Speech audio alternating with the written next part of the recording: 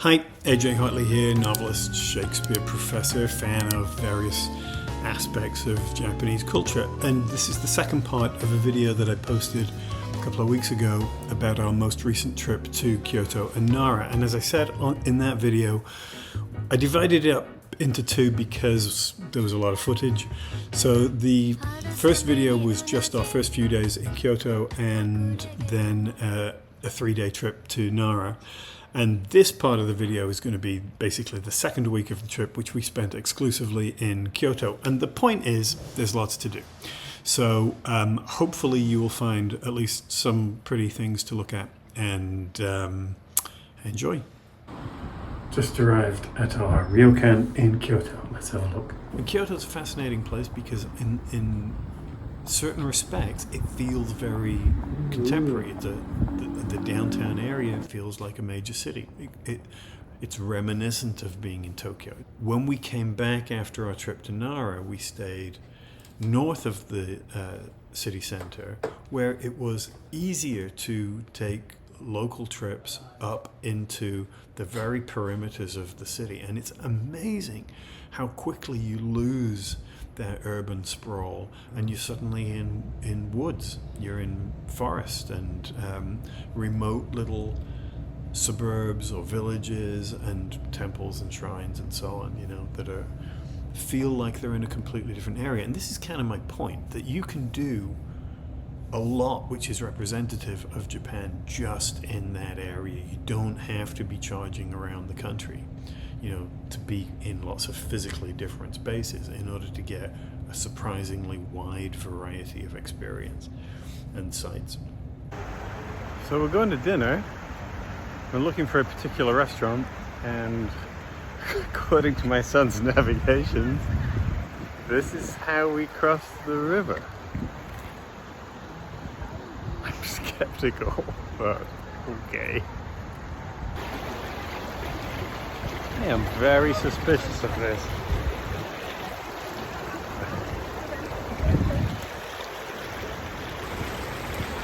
This cannot be right. Right.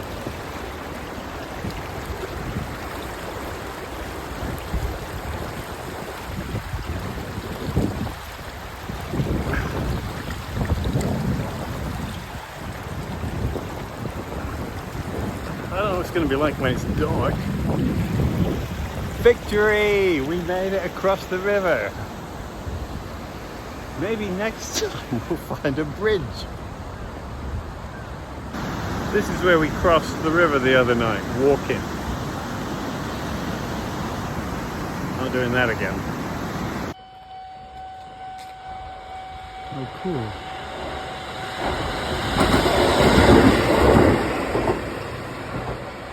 That's cool.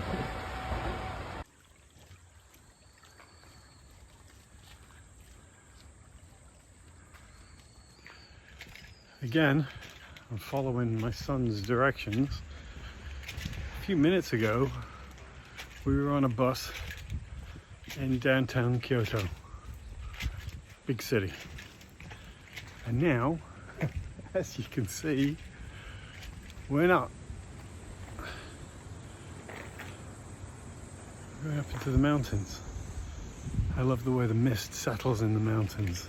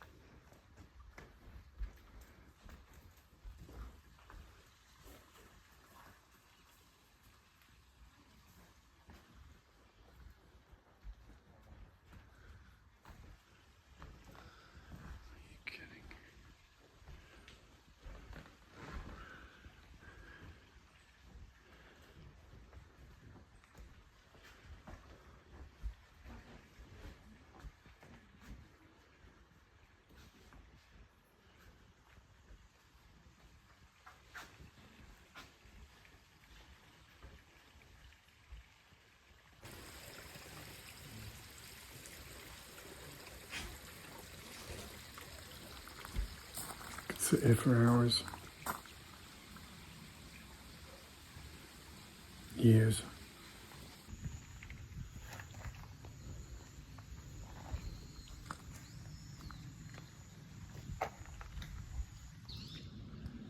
Another of those little pathways climbing up through the torii into sacred spaces in the mountains. Again, the amazing thing about a lot of these smaller temples is that there's no one here. You know, the big temples are absolutely overrun. The famous ones are overrun with tourists. But it's really easy to get away from them, to pick little spots a little outside the standard tourist run, the bus tour companies and all that sort of stuff, and find these absolutely spectacular, gorgeous places where there is no one. In the mid-17th century, the Tokugawa shogunate mandated that all temples had to have their own skateboard ramp. One of the things I really like about Japan is all the vending machines. They are everywhere and you can get all kinds of... Today I'm on a pear soda, nashi. It's yummy.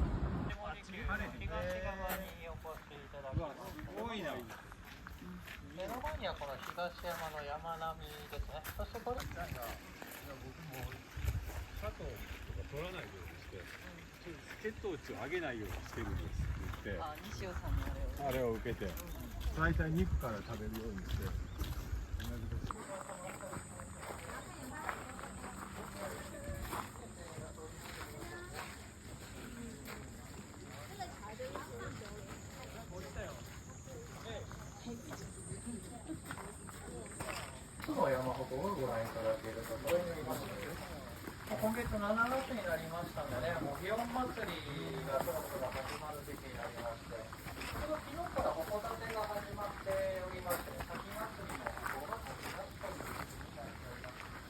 来週水曜17日には先祭り先導が行われるんですけど、その際そこに描かれました2つの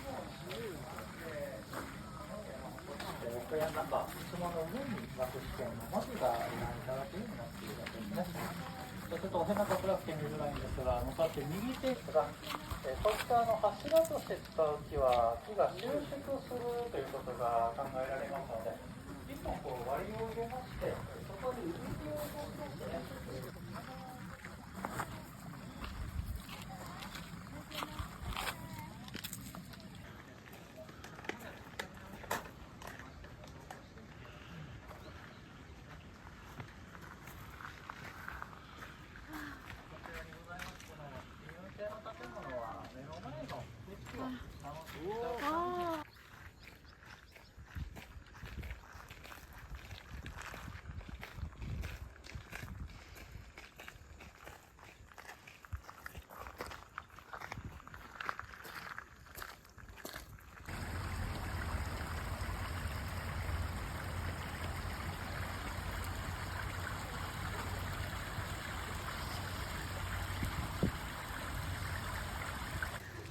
It's one of the original trams from 1891 in Kyoto. How cool is that?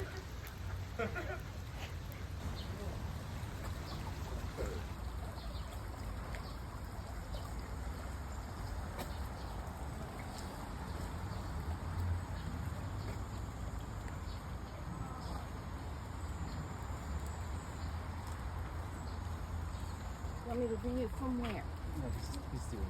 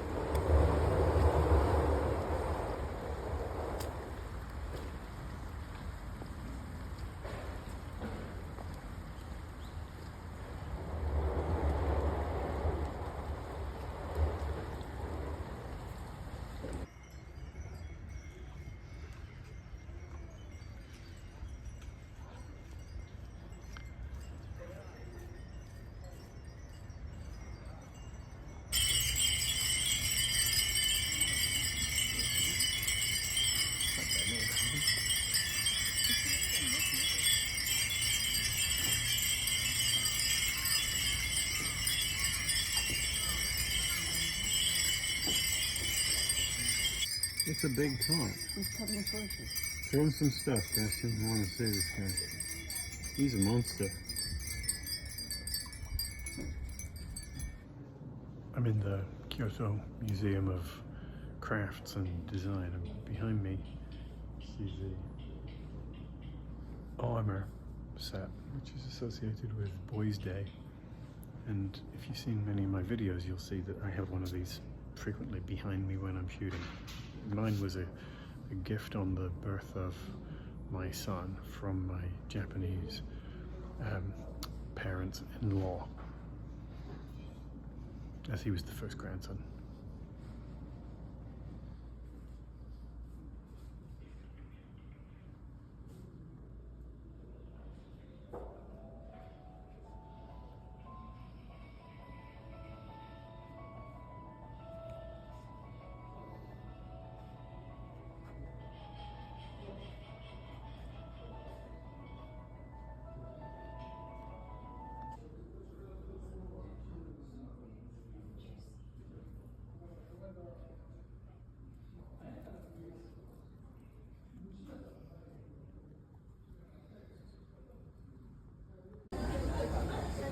Here for the 50th anniversary.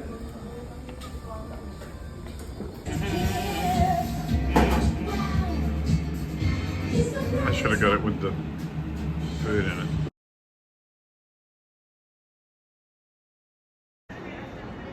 This has to be the shortest platform I've ever been on. And it has this. I really like this.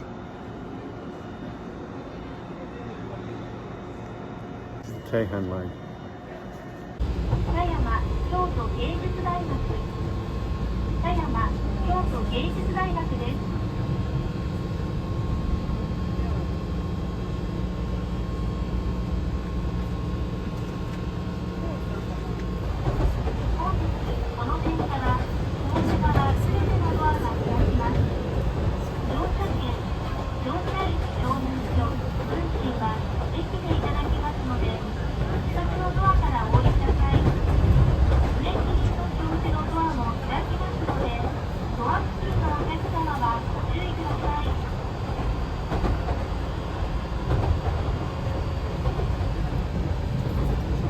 So I'm in Kurama, up in the mountains northeast of Kyoto, where there's a little town which is associated with a particular 15th century No play about a tengu, like the one behind me, who trained Minamoto no Yoshitsune, a young samurai, in martial arts in preparation for his getting revenge for what was done to his family. So there's a sort of supernatural sense to the place, which is cool. I'd say that the tengu of the story are mountain spirits, woodland spirits, usually characterized with the long nose. And in the story, that's how the tengu first appears, just as a sort of wild old man who freaks everybody out. But they're also shapeshifters and masters of martial arts, military disciplines. And they usually take a sort of more a bird-like form as well. Yoshitsune, who was the child in the story, is commemorated in this monument behind me. I should say that it's this fantastic location for tengu stories because they're associated with the deep woods and the mountains, and this location is just spectacular. Full of really beautiful, great old trees. It feels magical.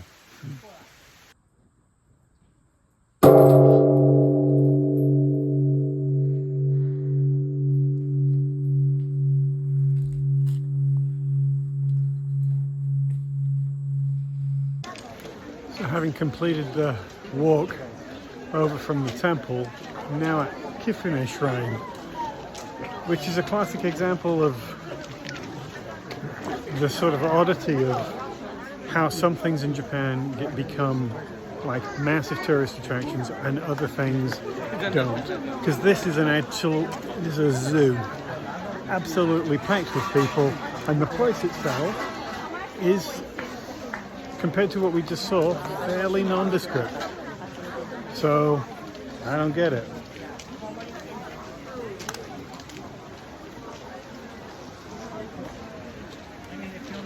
Stay away from the official tourist spots.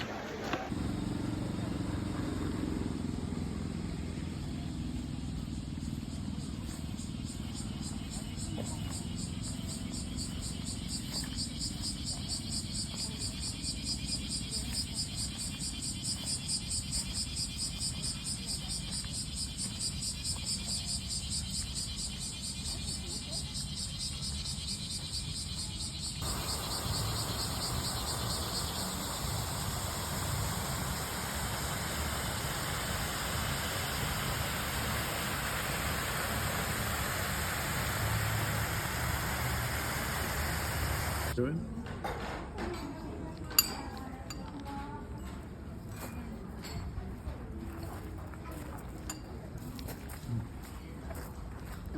Those different sauces. Yeah. I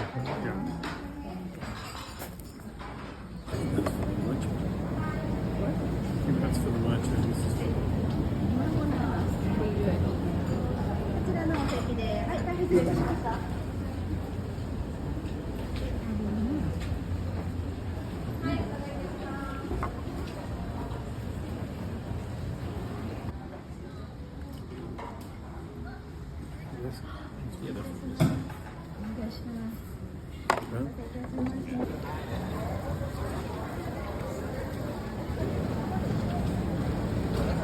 Puedes mandar al grupo para que vean.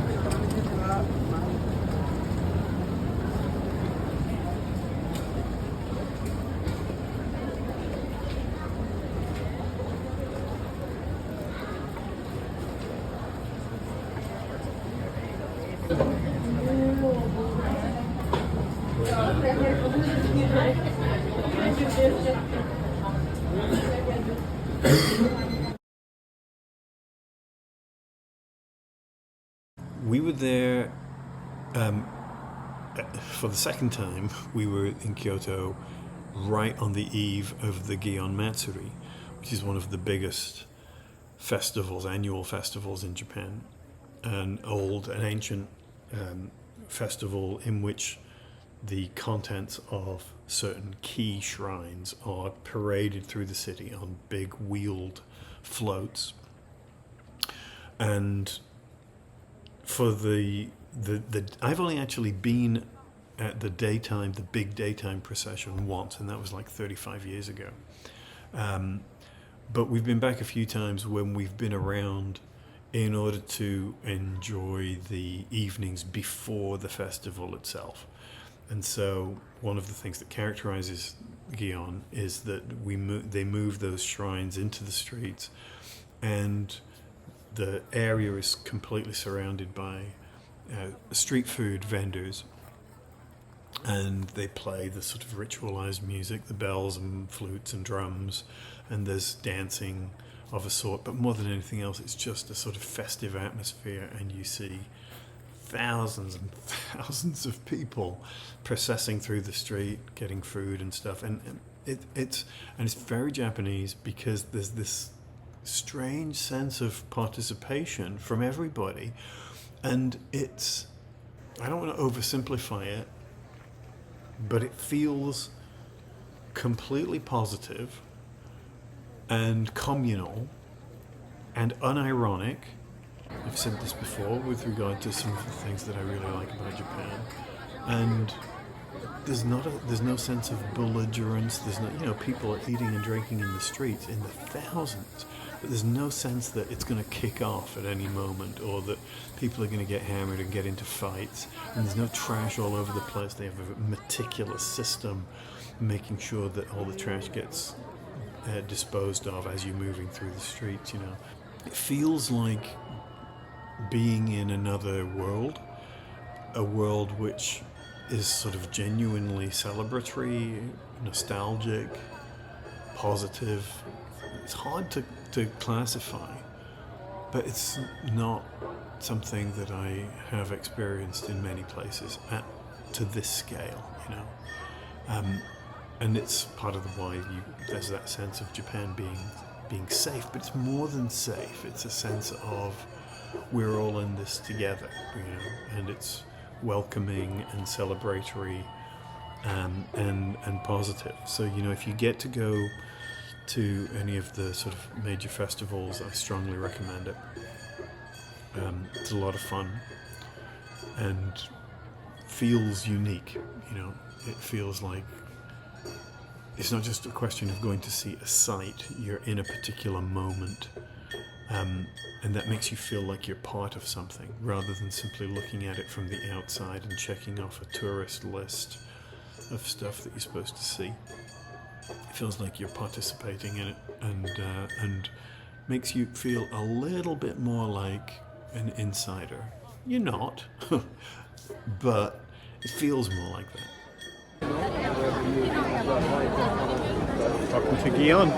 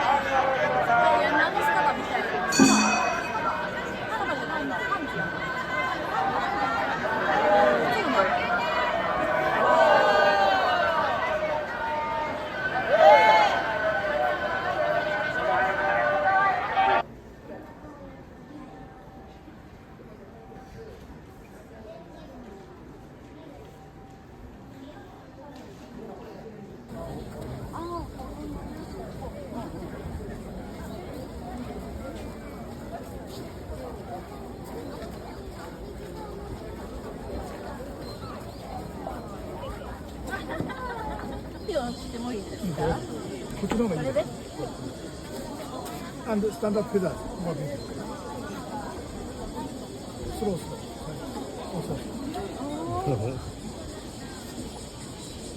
Awesome.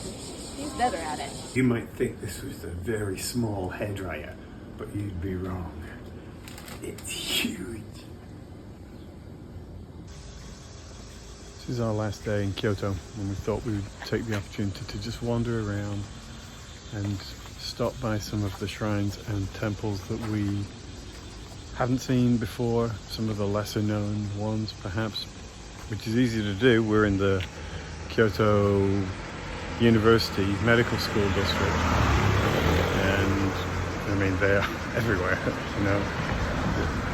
Temple on this side of the street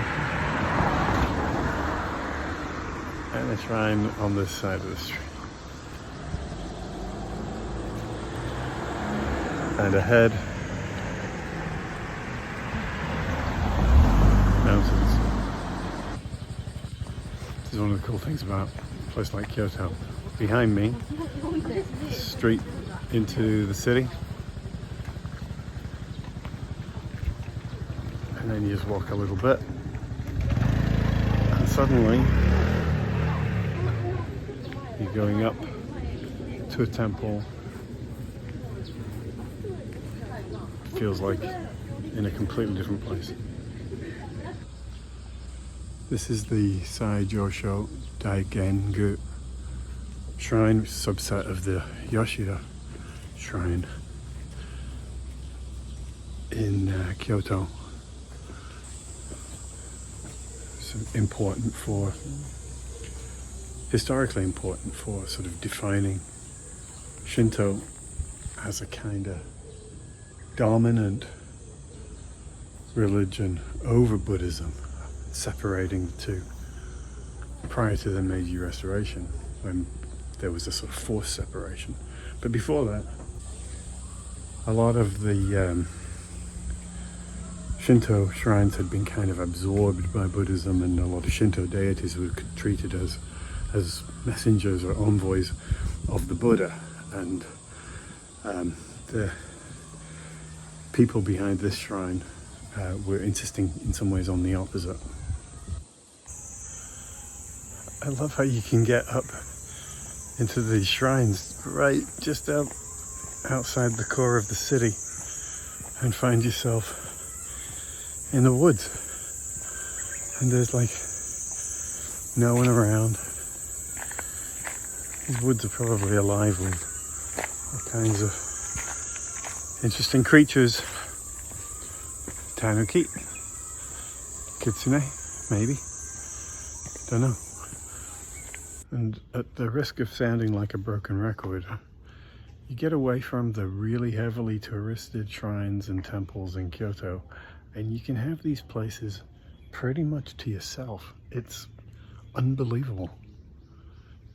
There's so many, and most of the tourists only go to a small handful of places. But as you can see, there is literally no one here.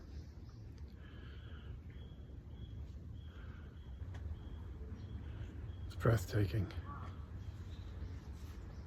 This is the Yoshida Shrine.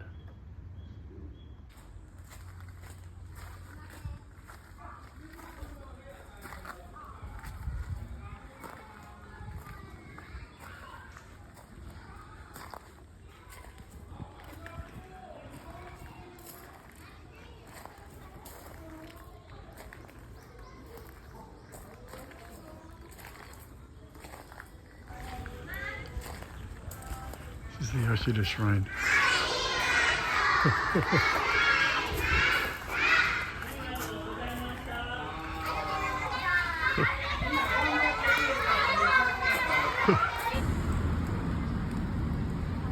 Kyoto University. And then there is the Yoshida Shrine. Did you see? Beautiful. One of the things that we discovered on this trip was the use of Tabelog, website of Japanese restaurant reviews, where you get the sort of locals insight, which gets us to places like this, where we just had a wonderful little light lunch. Soba, in my case. It's great.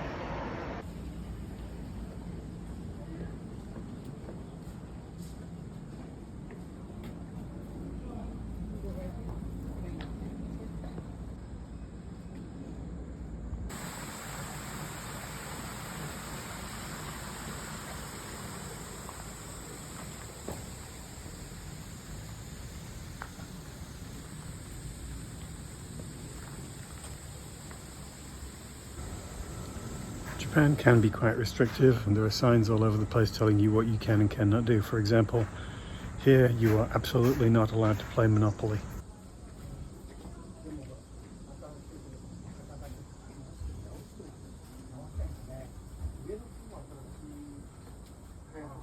Send you to the Oaxaca.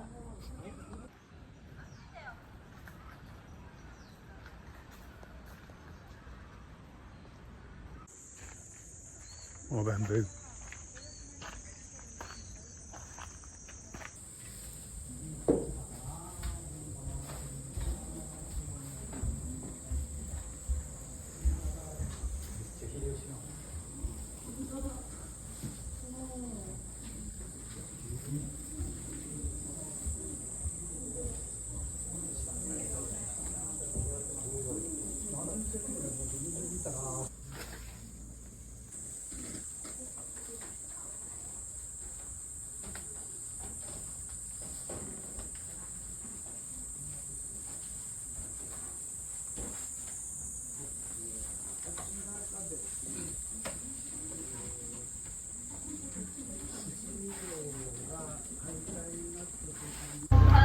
Of course, some places in Kyoto that you have to see whether they're crowded or not.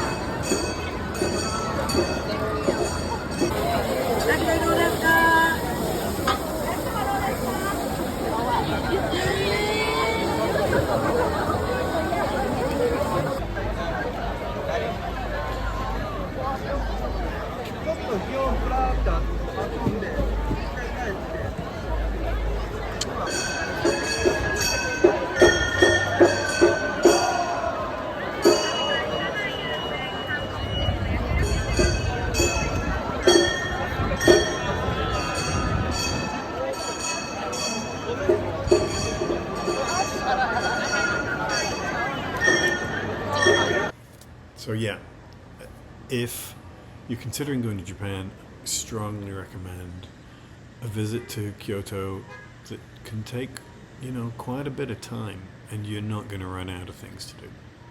And you're not going to run out of moods, atmospheres. I have always gravitated a little bit more to the countryside than the cities in Japan. And that may be because I lived in Yamanashi and that was closer to what I experienced. But that sense of getting away from the urban sprawl and the people. But, you can do that in Kyoto. You can have a full city experience, and the range of food and all the benefits that you get from being in a city. But it doesn't take that much to get away from it and to find yourself in little rice fields and little traditional houses and remote temples and stuff like that. And that's an entirely different feeling. I love it. So that's it. That's all I'm going to say for now.